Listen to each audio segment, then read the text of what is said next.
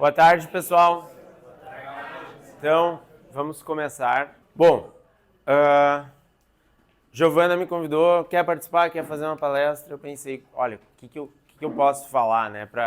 Pensando em mentores, pensando em equipes, eu decidi contar uma história de como eu acho que eu contribuí para a Under, né? Agora eu vou me adaptar a nova geração fala a Under, né? E o Ivan falou lá o Under. Eu cedi, eu vou falar a Under também, então. Como eu acho que eu contribuí para a Under deixar de ser um time que só participava para passar um time que passou a competir e como isso aconteceu nessa jornada. Então, me apresentando aqui. Então, eu sou Felipe Gesla, eu fui o Lead Mentor do 1156 de 2011 a 2018. Sou cofundador e hoje eu sou diretor operacional lá na Estemos. Eu comecei a participar da First em 2006, então eu estava mesmo falando que comecei na FLL, a sala que a gente tinha para treinar na FLL era uma sala aqui do lado, assim, uma sala que, sei lá, a escola acho que não servia mais para nada. Ela, não, pode pegar essa sala. Aí eu comecei ali na FLL. Depois entrei para a FRC já em 2007, mesmo competindo no primeiro campeonato que o Silas, né? A gente competiu em Porto Alegre em 2007.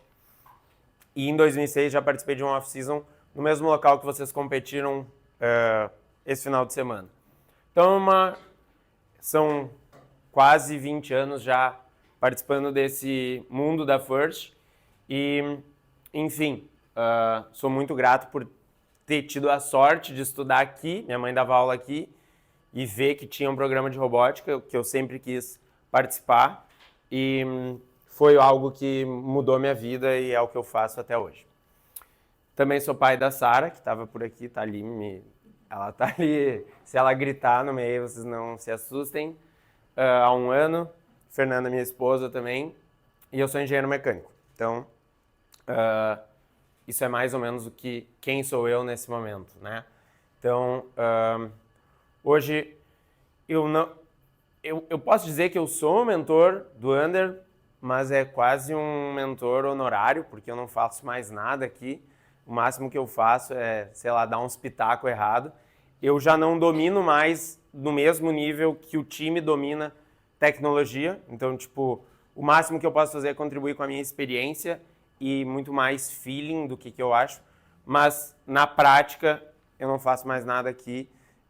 Esse ano, acho que eu vim uma vez no laboratório. É o que eu sinto muita falta de estar mais ativo, mas a minha vida me empurrou para outras demandas, inclusive a Sara agora, então definitivamente estou aposentado. Mas sempre vou ser um mentor à disposição do Under Control. É a equipe onde tudo começou para mim. Inclusive, eu, como vários, tenho uma tatuagem escondida ou não do 1156, né? Então, por muitos e muitos anos, era a minha rotina diária era estar aqui nesse colégio pensando no dia de amanhã como melhorar a equipe, o programa de robótica, etc. Então, eu não sei porque ele para de funcionar. Ele tá ligado. Ó, se eu clico aqui, agora ele... desisto. Eu não sou bom com tecnologia. Então, vamos lá. Contexto inicial. Lembrando, a minha fala é sobre como deixar de participar e começar a competir. Vamos alinhar a expectativa. Competir não significa que vocês vão ganhar. Competir não é ir para Einstein, competir é simplesmente vocês estarem no jogo. Então, o que tem em, sei lá, 8 de março do ano que vem, de tarde? Alguém sabe? O que tem 8 de março do ano que vem, pela parte da tarde? É a etapa nacional, mas exatamente naquele domingo, depois do meio-dia, tem os playoffs. Então, isso tem que estar na mente de vocês. Se vocês são um time competitivo, o sonho de vocês do evento é o último dia depois do almoço. É onde as coisas acontecem. É onde vocês têm que estar, se vocês querem ser competitivos. O que eu sempre falei é, a gente tem que estar nos playoffs. A gente já foi campeão na Aliança 6, a gente já foi campeão da Aliança 4. Quem está nos playoffs tem chance de ser campeão. Claro que tem anos que isso é muito mais difícil, né? Em que a Aliança 1 é muito dominadora. Mas você tem que estar lá. A minha palestra não é sobre, tipo, vencer, é sobre ser competitivo. Vencer, o tempo vai trazer isso para vocês se vocês tiverem consistência. Então esse é o meu contexto inicial. Eu chego num time, vocês viram a palestra do Ivan. Ele deixou claro, o time não tinha como objetivo ser mega competitivo. Claro que a gente queria ganhar, mas não era o objetivo, especialmente 2003, 2004, 2005. O Ivan estava fazendo as coisas acontecerem, né? Ter um programa de robótica. Ótimo. Eu entrei entre esses dois eventos, né? Meu primeiro evento oficial, 2007, foi o Caos. O Oliver estava lá, o Daniel estava lá comigo. O nosso robô, ele foi andar pela primeira vez. Faltava uma ou duas qualificatórias. Porque ele estava... Isso! E a gente foi escolhido e foi para os playoffs. Porque tinha pouco time. Então, alguém foi obrigado a nos escolher. Porque o robô estava acima do peso, etc. Beleza. 2008, regional no Brasil. Ganhamos. Legal. Mas também ganhamos em função de um cenário. Se a gente tivesse ido para uma regional nos Estados Unidos, provavelmente a gente não teria chance de ganhar. Mas, claro, não tiro o mérito. Está aqui nosso Blue Banner lá de 2008, que inclusive a gente não ganhou. E não ganhou o troféu também, porque os troféus não chegaram, né? Então, isso, depois a gente mandou fazer ele bonitinho, né? Mas o troféu, o Blue Banner não existia. Então, esse era um cenário. Era um time que, em 11 eventos ao longo de 2013 a 2011, chegou apenas em 3 playoffs, sendo um em 2009, que a gente super celebrou. 2008 a gente foi para os playoffs, foi campeão. 2007 a gente foi para os playoffs porque só tinha gente para ser escolhido lá e alguém fez uma boa ação e nos escolheu. Então, faltava competitividade. Ao longo de todo esse tempo, o time tinha ido para 2 mundiais. 2003, porque ganhou o Rookie All-Star, e 2005, porque ganhou Engineering. 2008 a gente ganhou 2 vagas, mas o time decidiu não ir. A gente decidiu ir para o Mundial do VEX. Não me pergunte por quê. Eu não era um tomador de decisão, mas foi isso. A gente tinha um Blue Banner, a gente tinha justamente de uma Regional Win, a gente tinha 7 prêmios. Então esse era o contexto inicial. E aí, em 2011, todo mundo sabe o que é EPA, é uma métrica de contribuição daquele robô para a sua aliança, né? Então, através de muitos dados, eu consigo ver quão bom na quadra um time está sendo ao longo de uma temporada. Então, aqui até 2011, azul é a baseline, né? Então, a gente sempre esteve abaixo da baseline, com exceção de 2008. A gente sempre esteve, com exceção de um outro ano, muito para baixo no ranking de melhores robôs do mundo. No máximo foi 2008, porque a gente competiu num ano só, então competiu num evento só, tem pouco dado, acabou jogando a gente para cima. Mas, tipo assim, em 2011 a gente ficou entre os 6% piores robôs do mundo. Então, isso é muito ruim. Enfim, esse era o contexto inicial que se apresentava para mim, e aí essas eram nossas super máquinas, né? 2006, 2007, 2009, 2008 eu não botei, porque foi um robô campeão. 2010, 2011. Então, esse era o contexto. Eu não estou criticando a história pregressa do time, eu estou apresentando como era. E aí, em 2011, quando a gente voltou da regional, eu recebi uma ligação. Ou tu vai e começa a trabalhar no time, ou provavelmente o time vai fechar, porque não tem ninguém para assumir o time. Na época eu era concursado na prefeitura aqui dessa cidade. Minha mãe falou assim, tu vai largar um concurso para ir trabalhar num colégio particular? Sendo que minha mãe trabalhou a vida inteira em colégio, então ela sabe que colégio particular demite e tal. Eu falei, não, vou. Eu era muito novo, eu tinha, sei lá, 19 anos, eu acho. Falei, agora é a hora de eu tomar risco, né? Pô, vamos lá. E eu assumi o time, então, naquele metade de 2011 para 2012, certo? Então, esse foi o cenário que se apresentou para mim. E aí eu falei, precisamos virar a chave. A virada de chave, acima de tudo, para uma equipe, se alguma equipe aqui quer melhorar o seu nível de competição, saibam que leva tempo, tá? Não vai ser do dia para a noite, não vai ser de uma temporada para outra, provavelmente, a menos que vocês sejam muito efetivos nessa mudança, mas leva tempo. Então, a primeira coisa veio com inconformação. Eu estava inconformado. Eu não sou uma pessoa que gosta de perder, nunca fui. Então, eu cansei, né? Eu cansei de apanhar e eu falei, olha, acho que não dá mais. Em 2012, eu já era o team leader, a gente foi para o Silicon Valley Regional. É um evento historicamente difícil, onde tem o 254, o 971, o 1538, uma série de times bons da Califórnia, da região de São José, jogam lá. A gente foi para lá, não ganhou nada, ganhou, sei lá, 4 partidas, sei lá como, quantas bolas a gente acertou na cesta de basquete, todos? 2, sei lá. O evento inteiro, era um jogo de basquete. Com o 971. Esse foi o grande, e a gente ganhou uma estrelinha de segurança do nosso pitch. E foi uau. Então, quando eu fui para lá e vi o que os times bons do Vale do Silício estavam fazendo, eu falei, olha, a gente está jogando um jogo muito diferente do deles. Se a gente quiser jogar FRC, a gente vai ter que mudar. Isso aqui não dá mais. Porque senão, sério, quando tu para pra pensar quanto custa uma temporada de FRC, e aí tu tá participando só por participar, beleza. Esse pode ser o objetivo de um time. Experiência cultural, ensinar, educação, tudo certo. Mas é First Robotics Competition. Então, ainda é uma competição, né?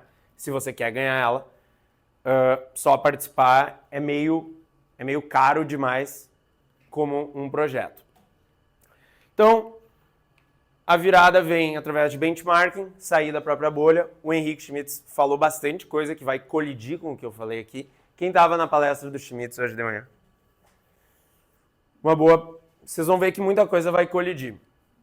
Mudança de cultura. Então, o Henrique falou basicamente sobre a chave do sucesso é cultura. E é onde eu vou abordar um pouco também. Educação, processo, tecnologia. Então, isso é o que eu entendo que fez a virada de chave do Under, da Under. Os pilares dessa transformação, é isso que eu vou abordar. Vou passar, sei lá, 1 ou 2 slides de cada um desses. Eu refleti e pensei, o que eu acho que deu resultado?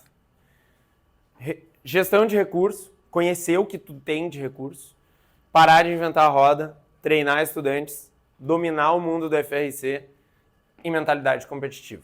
Então, para mim são esses 5 pilares que se alguém olhar e pensar assim, eu vou tentar replicar isso, porque eu falei com o Schmitz hoje, né? Eu falei, cara, eu adorei a tua palestra, só que tu fez uma visão mais holística de cultura, né?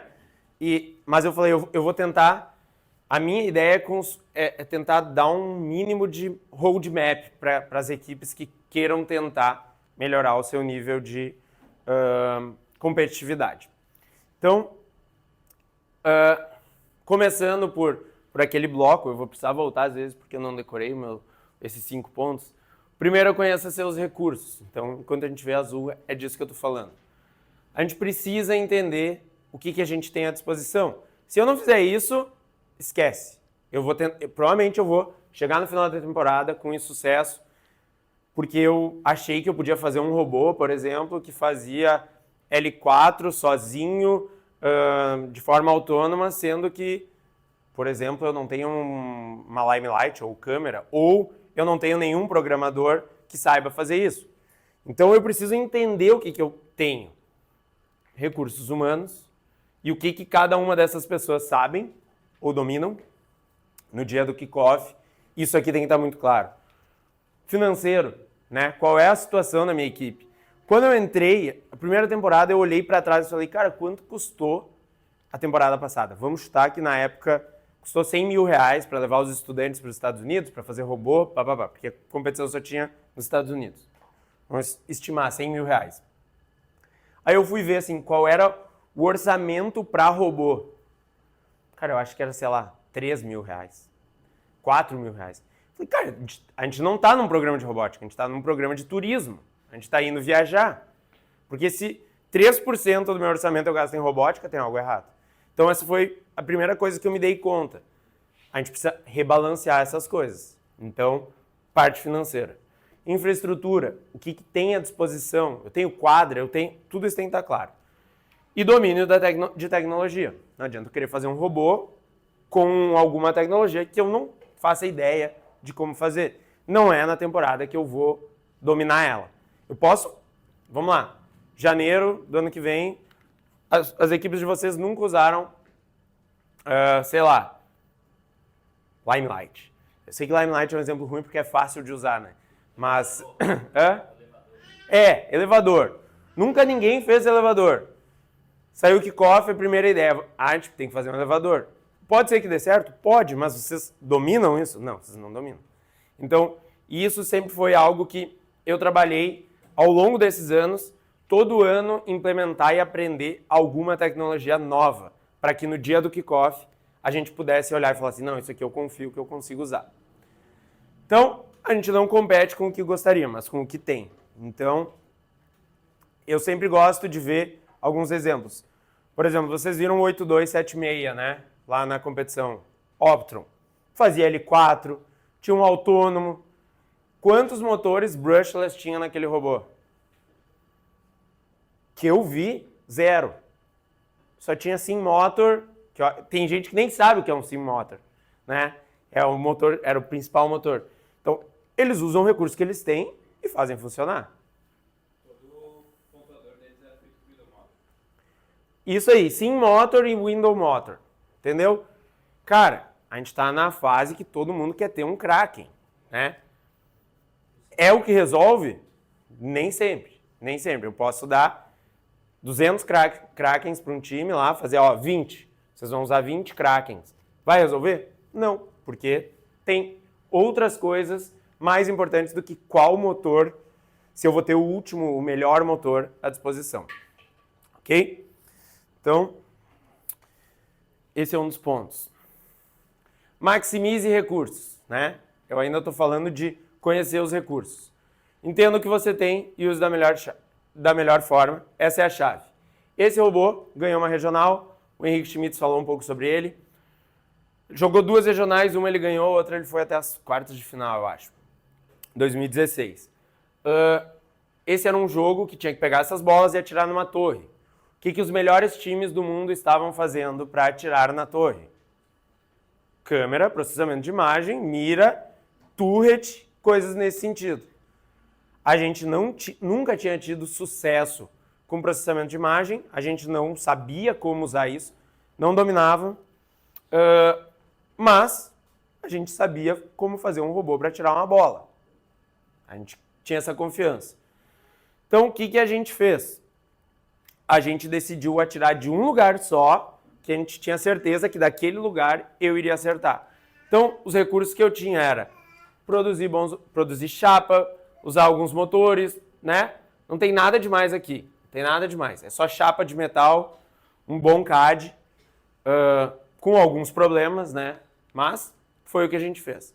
Reparem nesse formato dele, né? O que era isso? Sei lá, não chega a ser um octógono exato, sei lá. Por que ele era assim? Porque nessa etapa da quadra tinha exatamente o mesmo shape, o mesmo formato do robô. Então eu sabia que fisicamente o nosso robô ia estar no local ideal e dali ele não errava a bola. E de fato, acho que, sei lá, 90%, 99% do que ele atirou dessa posição ele acertou, né? Com raríssimas exceções. Então, ok, eu sei que eu não entendo de programar e na época esquece Limelight, tá? Isso aqui é 2016. Era muito mais difícil fazer processamento de imagem. A gente não dominava. Ok, como que a gente vai dar um jeito? A gente utilizou o que a gente tinha de melhor para fazer um robô que funcionava. E assim a gente ganhou uma regional. Então, se eu não entendo os recursos que eu tenho e o domínio da tecnologia, eu poderia cair na tentação de, no dia do kickoff, falar, vamos fazer uma turret e vamos fazer processamento de imagem. Que foi o que a gente fez no ano seguinte, também sem dominar, mas, enfim, às vezes a gente cai nas tentações de ignorar tudo isso que eu tô falando e cometer erro. E é normal. Provavelmente pelo sucesso da temporada anterior, né? É que todo ano tu quer se desafiar, né? E de fato, de 2016 para 2017, a gente avançou em algumas etapas. E aí a gente decidiu fazer uma turret com processamento de imagem e foi o meu trauma do FRC 2017. Mas funcionou, de uma forma ou de outra funcionou. Então, beleza. Pare de inventar a roda, eu acho que era o nome, né, do segundo tópico. Benchmarking é obrigatório, tá? O Schmitz falou lá, né?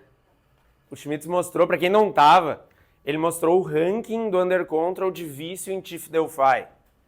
Aí, a gente descobriu que o Toso tem um problema, né? Porque ele passou 15 dias ininterruptos da vida dele no TIFF Delphi. O segundo do ranking sou eu, com, sei lá, 8 dias, eu acho. E o terceiro é o Schmitz, com 7 dias. Então, beleza, eu tô lá lendo besteira? Não, eu tô aprendendo. Hoje eu mais olho besteira, mas quando eu tava no time, meu foco lá era aprender e entender o que os melhores times estavam fazendo. Era isso o tempo inteiro. Eu não coloquei aqui, mas eu tava falando com todos esses dias. Eu postei no TIFF Delphi uma roda impressa em 3D que eu fiz na impressora que eu construí em dezembro de 2012. Então, eu imprimi uma roda em 3D em 2012, porque eu vi que os melhores times tinham começado a usar a impressão 3D. Então, como que eu teria visto isso se eu não estivesse o tempo inteiro ligado no que está acontecendo? Então, se tu não estudar os top teams de hoje, tu vai perder a mão da competitividade. Porque o que vale hoje já não vale mais amanhã. O FRC é muito dinâmico. Por isso que eu falei que eu não domino mais no nível que, por exemplo, todo o time de design do Under, ou da Under, domina.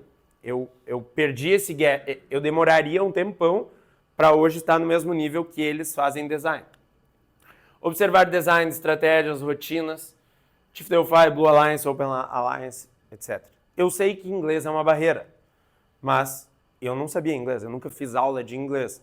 E eu estava lá, usando o tradutor ou o que for, porque eu sabia que isso era importante. Então, pare de inventar a roda. Benchmarking, eu preciso dominar. E aqui vem um detalhe, né? O que o Pedro está olhando? Ele tá, o Schmitz, e aí vocês vão ver aqui, tem umas figuras que vão aparecer bastante aqui. O Schmitz está lá pilotando, controlando os mecanismos e o Pedro está pilotando. Ele está olhando para essa tela, tá bom, Sara? Ele está olhando para essa tela, por quê? 2016 tinha um monte de barreira, tá? Não dava para enxergar a quadra. E aí, a gente fez isso. A gente viu que os top teams, no caso era o 254 e o 1678, eles estavam botando um mastro de, cara, era 10 metros, né? 30 pés. Com uma câmera no topo, olhando para baixo, e eles botaram uma tela para olhar. Isso eles fizeram uma semana antes da gente competir. A gente chegou nos Estados Unidos e eu falei, eu vou fazer a mesma coisa, porque te dá uma vantagem competitiva. A gente comprou, dá para ver aqui. Isso aqui é um suporte de guarda-sol, sabe, de concreto, com um cano de limpar a piscina, um cabo eu comprei na Amazon e uma GoPro a gente levou, sei lá, alguém tinha uma GoPro. Eu só comprei um cabo HDMI comprido, fizemos setup. Aqui não dá para ver direito, mas a visão era muito melhor do que se tu olhasse da Driver Station. Mesmo que o nosso só tava tipo a 3 metros e pouco, que a First limitou a altura, porque era perigoso, limitou. Enfim, foi difícil passar na inspeção por causa dessa bloco de concreto aqui, mas nós passamos. Como que eu teria feito isso e teria ganho essa vantagem competitiva se eu não estivesse ligado no que os times estão fazendo? Foi porque eu vi no TIFF Delphi o que o 254 e o 1678 fez. Tá, então tu copiou? Sim, copiei. Exatamente. E nos ajudou. Foi isso que fez a gente ganhar uma regional? Não sei, mas com certeza contribuiu para os meus pilotos dirigirem melhor. Então, esse é um exemplo interessante de como estar ligado e fazer benchmarking. E assim, é durante a temporada. cada dia vai surgir uma coisa nova, entendeu? Não é acessar uma vez por semana e entender. E é isso, e aí começa a vir a parte da cultura que a gente vai falar e que o Schmidt já falou. Copie para aprender. Então, eu não estou inventando a roda. Inspirar-se em práticas comprovadas. O que você está fazendo que está funcionando? Então, essa é uma pergunta boa. Que está funcionando ou não está funcionando? Se não está, para o jeito que você está fazendo e repensa. Até 2013, tudo que a gente estava fazendo não estava funcionando muito bem em termos de competitividade. 2014, lançou um jogo que tinha que pegar essa bola, que era mais ou menos dessa altura, e atirar num gol.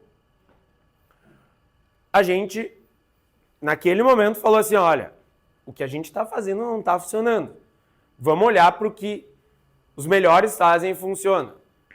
Vocês acham que isso aqui é do mesmo ano do FRC? Tirando o Lauro. Não é, né? Não é o mesmo jogo. Essa bola é bem maior, tá? Isso aqui é 2008. Esse aqui é o robô campeão mundial de 2008. Quando a gente viu essa bola, a gente lembrou o exemplo de 2008 do Symbiotics, 11-14, que hoje, para muitos, já não é mais um mega ultra time, mas na nossa época era 11-14 e 2-5-4, os melhores times. Então, falamos, olha, em vez de inventar tudo, vamos tentar esse conceito do Symbiotics.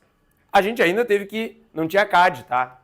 Não tinha Open Alliance, o CAD pronto, não. A gente olhou, o máximo que tinha era essa foto e um outro vídeo, e a gente fez o nosso design. Steal from the best, invent the rest. É uma das golden rules lá. Falou? Então, e aí você começa a criar padrões internos, traz sua identidade de design, de fabricação, fazendo dentro daquilo que você tem em recurso. A gente não tinha na época nem de perto o mesmo recurso do 11-14, mas ainda assim a gente conseguiu fazer um robô. E aí, magicamente, pela primeira vez em muitos anos, a gente ganhou uma regional, foi finalista de outra, no mesmo ano, nos Estados Unidos, e fomos para o Mundial depois de 9 anos. Tá? Então... Eu acho que um ponto que tu comentou aí, e que pode ser falado mais pra frente, é conhecer a história da First, sabe? Porque, Com certeza. Por exemplo, se vocês não tivessem visto uma competição que aconteceu, sei lá, 6 anos antes, 7 anos Isso. antes, não teria essa referência, né? Então, conhecer a história faz tudo. Exatamente. Então, eu vou falar disso. E é isso mesmo. Se ninguém conhecesse que em 2008 foi esse jogo, que teve um robô que se destacou, a gente ia ficar batendo cabeça lá. Tá, mas aí vocês copiaram. Copiamos isso. E a gente teve sucesso. A gente parou de dar errado, de não ir para playoff, e a gente ganhou uma regional. Por quê? Porque a gente pegou uma ideia boa, a gente não reinventou a roda e executou dentro dos nossos recursos. Né? Um estilingue, um rolete, simples. Um autônomo que funcionava, enfim. Eu preciso copiar para aprender. Pelo menos no início. Né? Hoje, se tu olhar, sei lá, os robôs que o Under Control vem fazendo, especialmente, sem falar o do Off-Season, né? Que esse foi copiado também, né? Mas, tipo, pega o robô da temporada, cara, eu acho ele muito único. Eu acho que o Under Control tá fazendo um estilo claro próprio de robôs. Desde 2023 para cá, eles têm coisas em comum que, de uma forma ou de outra, a equipe criou o seu estilo de design. Isso é ótimo, mas talvez no início eu precise usar mais inspiração para aí sim começar a construir o meu padrão e identidade de design, ideia de como eu quero fazer as coisas. FRC é um mundo único e muito profundo, tá? Então, se eu não levar a sério isso, não adianta. O Ivan falou lá na abertura. A gente chamou uma universidade para nos ajudar a fazer um robô em 2003. Sim, aí eles vieram com um monte de chapa de aço, o robô teve 70 quilos. Né? Por quê? Porque eles nunca tinham feito um robô de FRC. Se tu chamar um engenheiro mecânico da indústria, no geral, ele vai falar aço.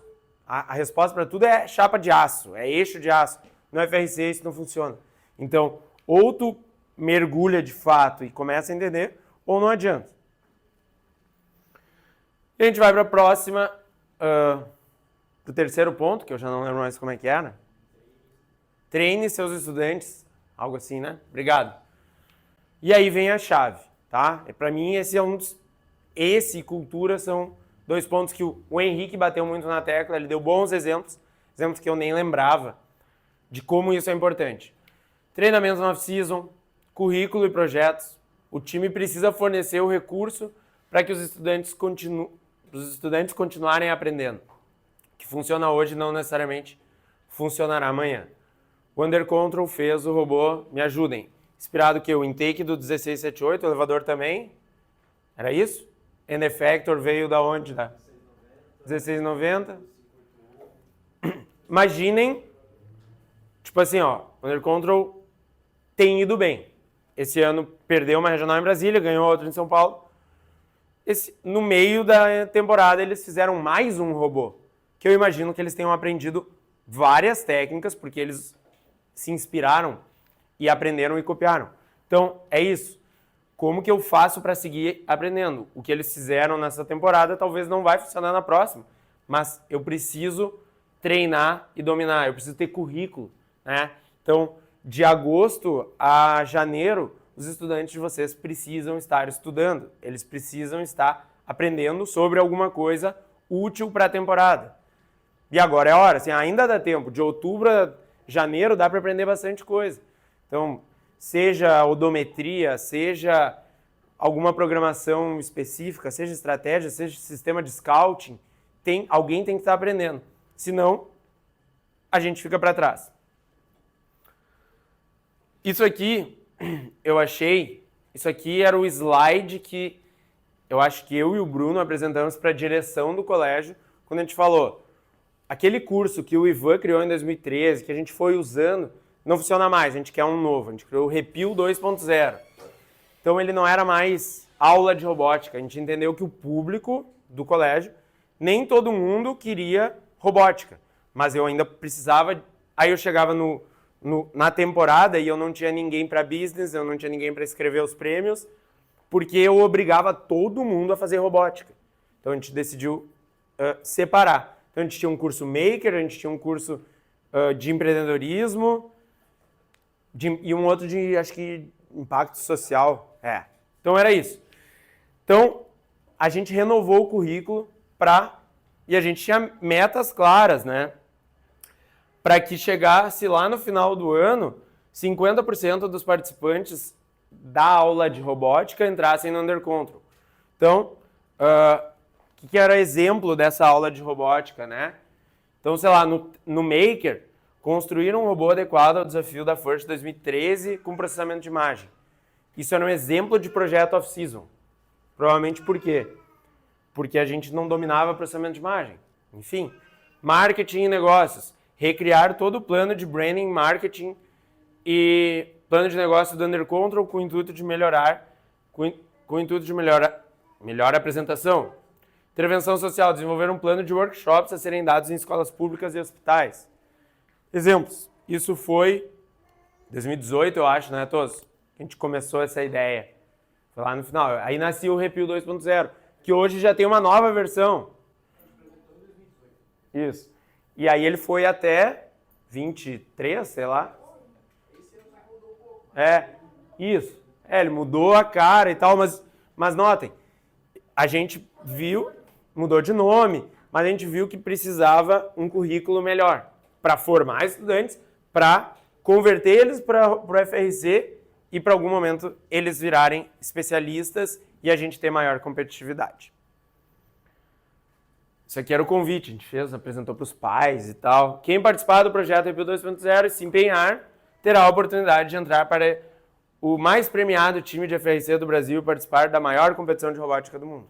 Então, quem concluía o curso Repil 2.0, que é Robótica Educacional do Pio 12, que o Ivan criou lá e que era o 1.0, a gente assumiu, bom, a gente precisa de um novo nome, 2.0, entrava para o Under Control.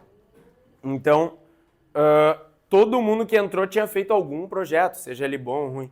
Nessa leva aqui, eu acho que entrou, tu é desse ano, entrou Delazari, Cibele, Júlia, Aline, uma galera, o Rec, né, o Matheus Rexigo, Entrou uma galera através disso aqui, que talvez se fosse só aula de robótica, eles não iam entrar. Por quê? Porque era um saco.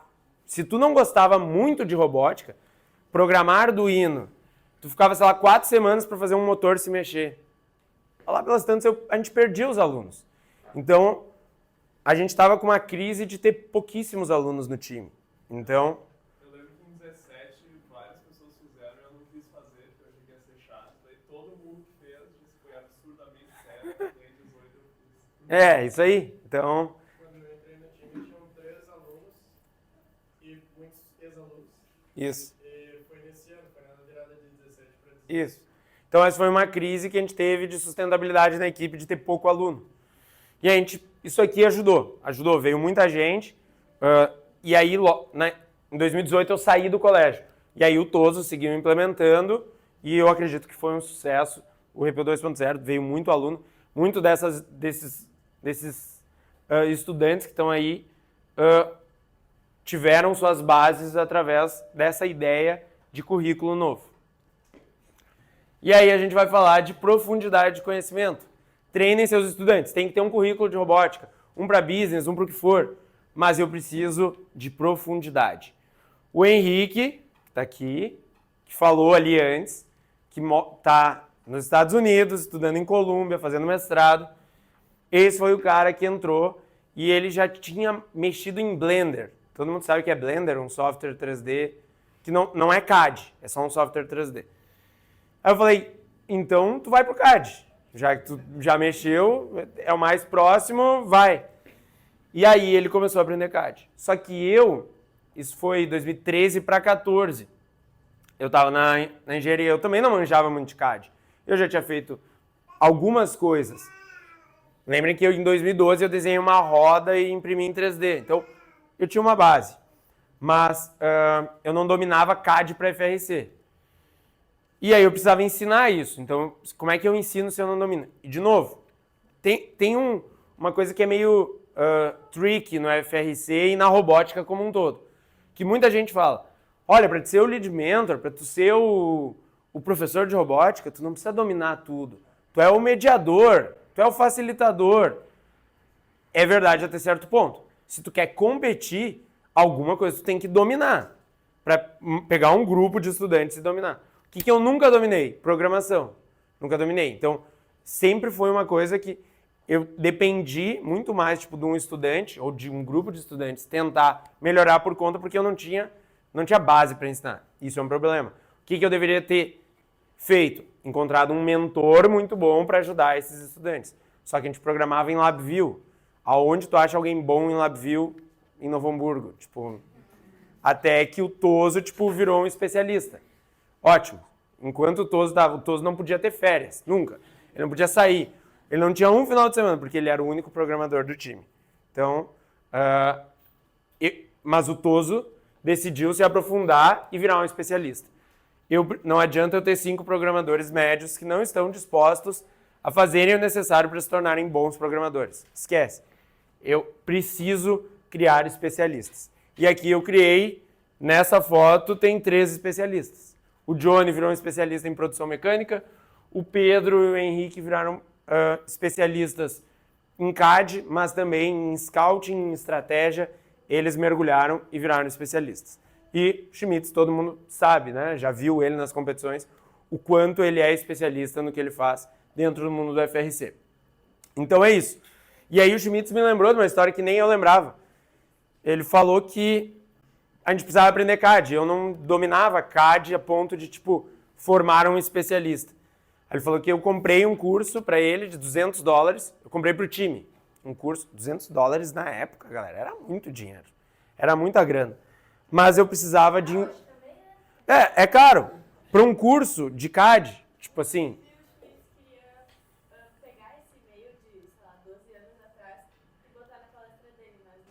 Não achou? Talvez eu não lembrava dessa história, mas eu vou procurar. Então, ele foi lá e paguei o curso pro time. No fim, mais ou menos, quem fez o curso mesmo foi o Schmitz, porque ele era muito viciado. Então, valeu a pena. Pô, $200, esquece competitividade. Talvez isso tenha mudado a vida do Henrique e conectado ele com a First, o que ele queria fazer pro resto da vida. Então, é papel do Lead Mentor fornecer os recursos para os estudantes virarem especialistas. Tu não vira especialista no FRC em uma temporada. Ninguém faz isso. Quer dizer, tem gente que faz, mas a regra é que tu vai levar pelo menos uns 2 anos desenvolvendo, para quem sabe no teu 3º ano do ensino médio, de fato ser um especialista, e quando tu se forma, tu não vai embora, tu não some. Essa é a realidade do Under Control. Os alunos não desaparecem. Eles seguem ajudando como ex-alunos, e isso é muito importante. Então, isso era formem seus estudantes, né? Eduquem. E aí aqui a gente tem... O Henrique usou a mesma foto que eu, a exatamente mesma foto, né? Então, ele está em todas essas fotos. Eu fiz questão de usar o Henrique como exemplo, porque aqui é ele em 2013 montando um robô de VEX, que é a mesma coisa que FTC hoje, vamos dizer assim. Aqui ele é em 2014, já era do Drive Team, aqui ele era 2015, aqui é 2016, e aí a gente usou a mesma foto. Isso aqui é 2h40 da manhã, no meio da temporada. Ele estava fazendo CAD, o Pedro também, eu estava ali. Eu não mandei eles fazer CAD a madrugada inteira. Se o Lead Mentor quer esse nível de comprometimento, ele tem que estar junto, né? Senão fica estranho. Então a gente estava aqui. E por que a gente estava até as 3 da manhã? Hã? Não era porque... Sim, tinha o Bag and Tag, mas é porque a gente tinha um patrocinador que cortava as nossas peças num jato d'água, que levava mais de uma semana para ele fazer as peças. Então, se eu não fizesse o CAD até no máximo a Week 2, não importasse que hora fosse, o robô não ia ficar pronto a tempo. Então, a gente fazia desse jeito. Não é saudável, tá? Trabalhar até as 3 da manhã. Não é algo que... Quando eu estava saindo do time, já foi algo que eu falei, ó, pode parar, tem como funcionar sem isso. Claro, uma vez ou outra, beleza, mas não é saudável. Só que eu conhecia os meus recursos. Os meus recursos eram, eu tenho uma chance de produzir as peças cortadas a jato d'água num CNC de um patrocinador. Uma vez só. E demora 1 semana e meia. Então, eu preciso acelerar o CAD o máximo possível para dar tempo de eu montar o robô, programar, testar, enfim. E aqui começa o nosso papo de cultura também. 2017, Henrique Schmitz. 2018, Henrique Schmitz.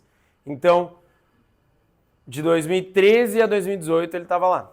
Então, como que esse cara não vai ser um especialista? Ele só mudou de posição. Ele foi virando cada vez mais mentor. Mas o conhecimento dele só seguiu aprofundando. Então, eu preciso que essas pessoas que vocês identificam como especialistas, elas precisam continuar. Pedro, mesma coisa, permaneceu por muito tempo. Johnny, hoje trabalha na Estemos. Ele saiu do mundo da robótica, mas sempre seguiu sendo voluntário. E agora voltou. Trabalha lá na Estemos. Pessoa excelente também. Então, o papel do Lead Mentor é permitir a formação de lideranças. Fomentar. Identificar e fomentar. Porque só assim eu vou ter um time que pode conseguir ser competitivo. Aula de design e mecânica. Olha que documento horrível, né, hoje em dia, né? Então a gente criou um projeto de curso de design e mecânica. Todas as quartas-feiras, das 2 às 5h30. 2 aulas de desenho em software profissional e 2 aulas de mecânica. Então, eu comecei em julho e terminei em dezembro só para ensinar design e produção mecânica. Quem fez as aulas? Isso foi em 2016. Quem fez as aulas? Eu, o Schmitz e o Pedro. Então, o meu aluno já tinha virado um especialista e já estava treinando novos. Então, esse ciclo que o Under Control tem até hoje, por exemplo, hoje o Carvalho já não é mais aluno, já volta como mentor, ajuda a programar. Cara, quantos anos tem? Ele tem 18 anos. Ele já é um especialista que já está formando o Klaus e uma nova série de programadores. Isso é muito doido. E essa é uma das chaves de sucesso. Eu não perco as pessoas. Eu preciso que eles fiquem engajados, pelo menos por um tempo, né? Então, isso é muito importante. As pessoas são chave do processo para se tornar competitivo. Meu tempo tá curto, vou acelerar. FRC é um mundo à parte. Go deep or go home de mãos vazias. Ou vocês mergulham de cabeça no FRC, entendem o que é o mundo FRC, ou vocês vão ter sucesso por sorte só, tá? E aqui eu tô falando mais especificamente de robô e talvez de impact. Tipo assim, atributos de equipe tem como ir indo e ser valores da sua equipe, apresentar bem, ter sucesso, ganhar prêmios e tal. Agora, quando eu falo de impact, que é um por regional, e robô, que só 3 ganham, eu tenho que ter muito mais. Claro, posso ter sorte, mas é o que o Schmitz falou. Sorte acontece esporadicamente, não 12 anos seguidos, que é o caso, por exemplo, do Under Control indo 12 anos seguidos para o Mundial. Lembram desse robô que era nesse formato, que encaixava aqui? E aí vem o que o Lauro falou. Da onde saiu essa ideia? A gente inventou um robô octagonal? Não. A gente vivia FRC, vive FRC. Então eu sabia que eu já tinha visto, ou eu ou quem teve essa ideia, né? Não lembro quem foi. Mas alguém já tinha visto algo para ter essa ideia. E aí a gente lembra de 2014, o 971 era exatamente assim. O 971 divulga CAD, divulga foto de cima, de baixo, de tudo que é jeito do robô. Não lembro se CAD na época, acho que sim. Alguém lembra? Eu não lembro se tinha o CAD, mas a gente sabia do conceito. A gente conseguiu executar tão bem quanto eles? Não, nem de longe, nem de perto. Nosso robô parou de funcionar um monte de vezes porque a gente errou na tração. Mas, mesmo assim, a gente ganhou uma regional, foi pro Mundial. Eu só saberia isso se eu vivesse e respirasse FRC. Se eu conhecesse de cabo a rabo os melhores robôs de cada ano e as melhores práticas e as melhores técnicas. E era isso que a gente fazia. Esse exemplo, a tela. Se eu não estivesse o tempo inteiro olhando o que acontece no FRC, eu não saberia disso. Então, se eu não mergulhar de cabeça, né, nisso, a gente não consegue competitividade. Teve um team update que proibiu os mega postes com câmera, mas mesmo assim dava para fazer algumas coisas. Então, quem não acompanha team update, quem não acompanha o que os melhores times estão fazendo, ainda mais hoje. Na minha época, até 2016, tinha que ensacar o robô e acabou. O robô que tu fez é isso. O novo meta do FRC, que a gente tem visto, é reconstrução de robô inteiro no meio da temporada. É um robô para Week 1, é outro robô para Week 5 e é outro robô no Mundial. Isso requer recurso, isso requer uma trabalheira que tem que ter muita gente para trabalhar. Então, se vocês olharem ano que vem, na Week 1, quem é o melhor robô, como ele joga, provavelmente vai ser muito diferente do robô que vai chegar no Mundial. Quem refez robô completo ao longo desse ano, acho que 4-4-14, 13-23 refez uma parte. Tudo bem, isso é time de 1%. Vocês não precisam refazer o robô inteiro, mas vocês precisam ficar ligados na tendência de como o jogo está sendo jogado e quem sabe ir iterando para melhorar.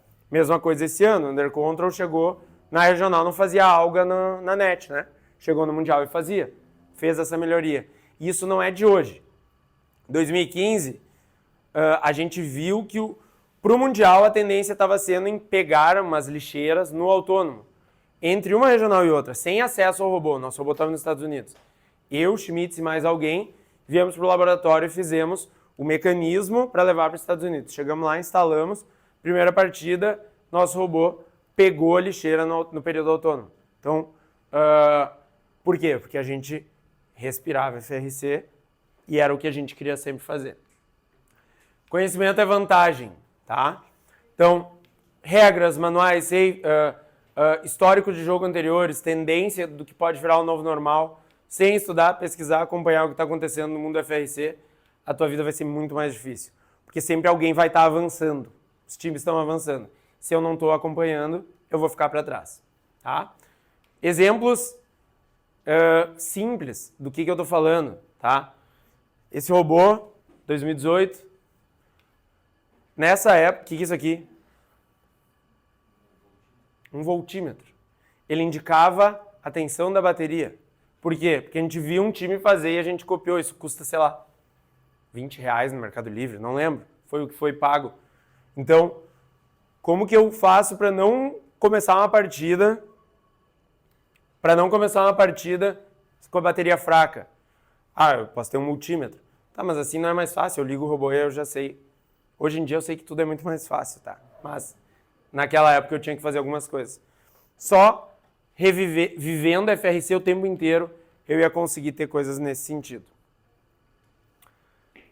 E aí, a gente chega na minha última estrutura, mentalidade competitiva.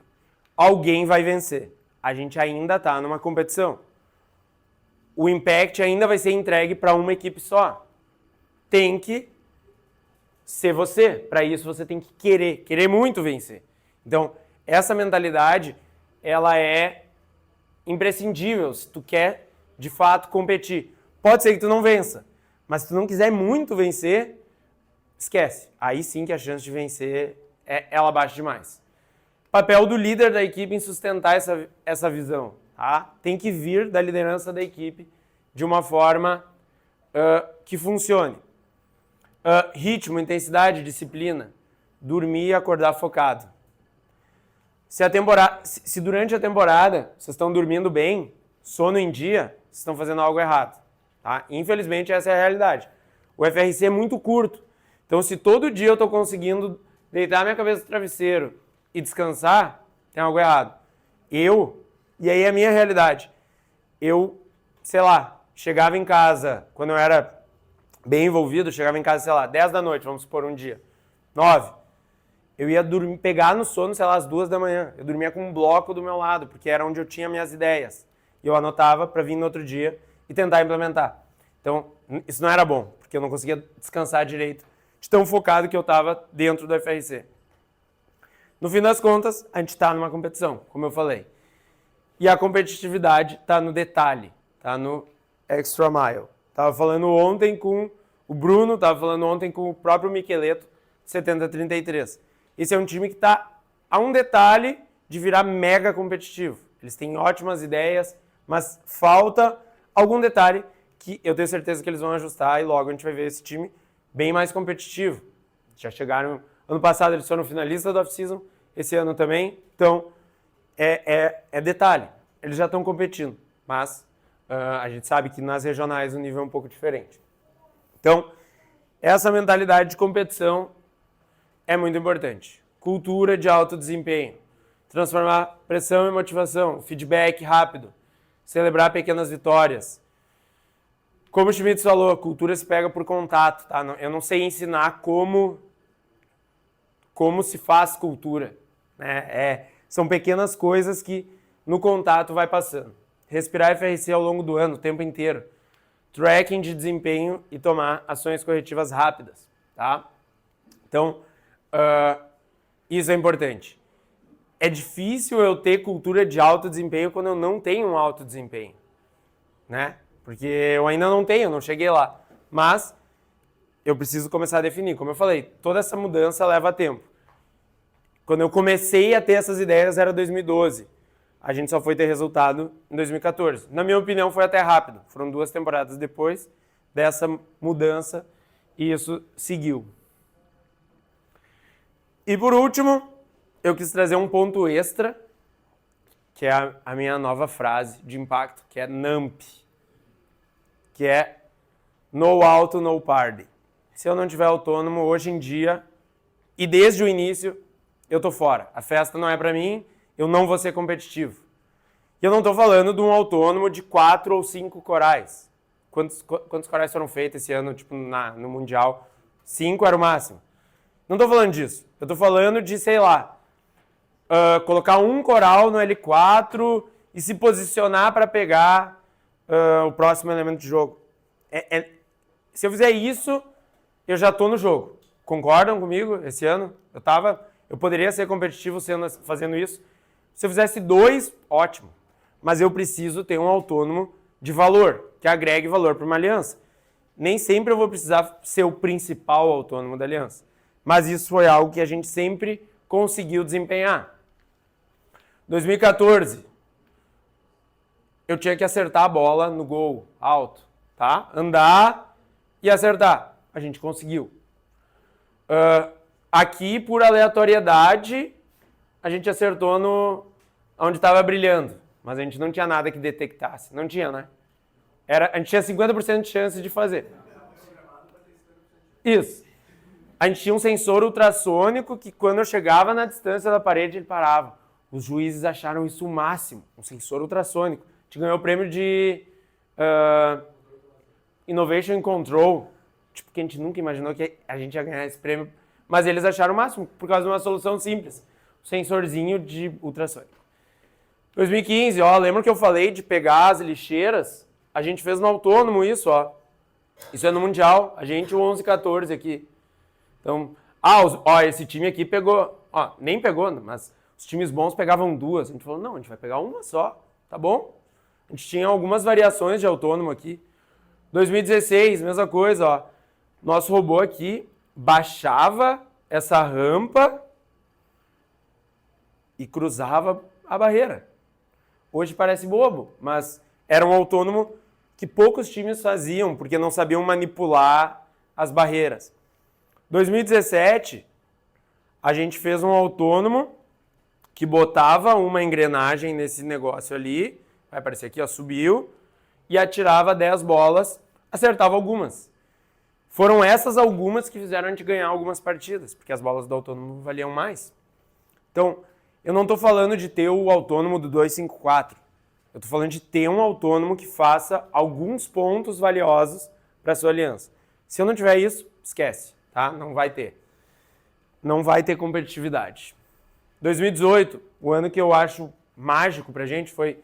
a gente tinha, sei lá, quantas variações de autônomo? 12, sei lá.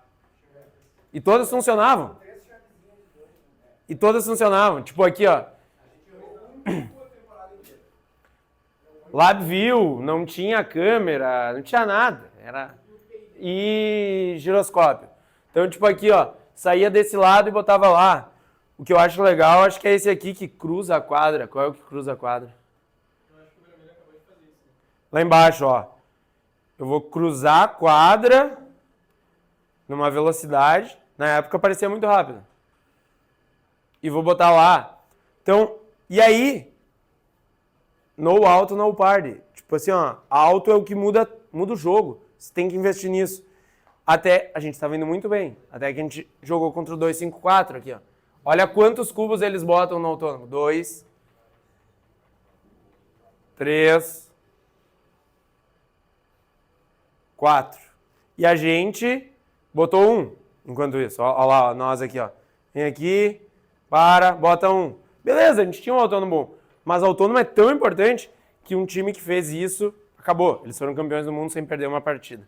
Então, é muito importante autônomo. Vocês têm que investir muito nisso e autônomo só funciona com programação boa e com mecânica confiável. Então, essa é a minha... Eu falei 5 pilares, mas esse é um extra, tá? No auto, no party. Então, retomando, esse era o meu contexto inicial, já estou terminando. E aí, o resultado disso tudo foi em 7 temporadas. A gente jogou muito mais. Esse é um outro ponto que eu não abordei, mas de 2014 em diante, a gente passou a jogar 2 regionais todos os anos. Isso mudou a nossa vida. Então, jogar mais é muito importante. Então, foram 7 temporadas, 17 eventos em 7 temporadas. 13 playoffs, porque no Mundial nem sempre a gente chegou. E tem 2012 e 13 que foi caótico. Era fase de mudança, mas a gente soube ter paciência. Fomos para 5 mundiais dos 6 anos, justamente. 12 e 13 a gente não foi, depois a gente passou aí. 7 Blue Banners, 5 regionais vencidas, todas nos Estados Unidos. 16 prêmios, tá? 7 Blue Banners. Tá certo, né? 5, 6, 7. E sem falar do Chairmans. Eu poderia ter feito mais ou menos a mesma abordagem sobre o Chairmans. O time ficou de 2004 até 2015 tentando ganhar o que hoje é o Impact. A gente soube ter paciência, mas deu certo. Então foi de 2013 a 2015 tentando ganhar um prêmio, achando que esse ano vai. Chegou uma hora que eu pensei em desistir, mas aí eu tive sempre estudantes mega motivados, falando, não, a gente vai melhorar, porque o problema do Chairman's e do Impact, hoje tem feedback, né? Médio, mas na época era 0. Então, tu não sabia se tu estava indo bem, mas a gente não desistiu. Ganhei em 2015, ganhei em 2018, ganhei em 2019, ganhei em 2020, e aí depois eu não sei mais as contas. Mas é isso. Então, esses foram os pilares que encerra nessa temporada para mim. É a minha última como lead mentor, depois do Toso. Com maestria, eu acho que ele também teve um período de adaptação e depois levou o time para um outro nível que talvez se eu tivesse ficado no time eu não teria levado, porque minha energia já não era mais a mesma de dedicação. Então eu já trabalhava em outro lugar, trabalhava na Estemos. Se tu não tem alguém com a energia de colocar tudo no FRC, esquece. A bola cai. Então, acho que foi o movimento mais esperto, botar o Toso para assumir, ele estava pronto e hoje ele já passou essa bola também. Então, essa continuidade é muito interessante. Então, 3 Blue Banners em uma temporada, 2 regionais nos Estados Unidos, regionais difíceis, tá? Regionais difíceis, vencidas, mais chairmans. Então, eu acho que o resultado foi excelente. Resumo, para encerrar, entenda o que você tem, use bem os seus recursos, estude quem faz melhor e aprenda com eles, forme e empodere seus estudantes, domine as bases do FRC, o jogo, as regras e a cultura. Dê importância ao autônomo, a consistência começa ali e as partidas se ganham no autônomo.